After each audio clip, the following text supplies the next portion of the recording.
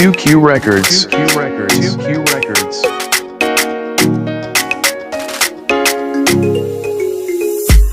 Karakoreano baby girl, mbola vanif tony na ozamial. Tika tisi ni salasal, satam zan seka ulasagal. Fuk jabe falasanyan, tiavka na diapito man.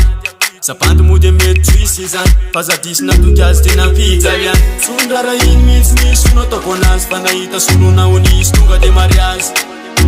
Faza unchuanas, faza meprecha une fanarin. Chichapuni ufatwet fananin, raresa kanen no ist mapanin. Fativeram no tuni zavita kufain. Mula menine no rayan runa tianruan.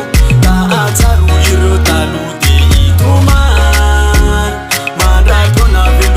No desafatian, fatamu ampiai, ampiai, ampiai.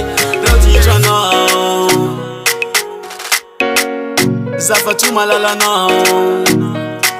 Intune, katande mwari nifune, fambula ratane nifune.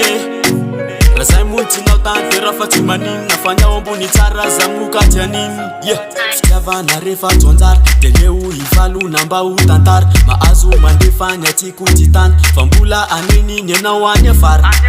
Fitiava kuna nova nao ahadalan, kanetika ruanga mbaleo ufafan. Nade sarcha mkwaza ni amafan, sevita kure etra tots ni sataran. Sundara in means ni suno tokonas, panaita sunu na unis tunga de marias. Faza unchuanas, faza meprecha une fanarin. Chichapuni ufatwet fananin, raresa kanen no ist mapanin. Fativeram no tuni zavita kufain. Mula nenine no rayan runa tianruan. Ka ataru iro talu de ituman. Manda kona velumia no desafatian.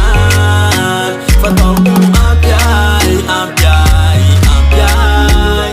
Rotija no, titawata tena tena.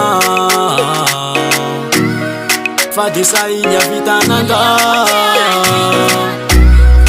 Yeah, fambula hanenina na. Bula hanenina no rayan runa tianruan.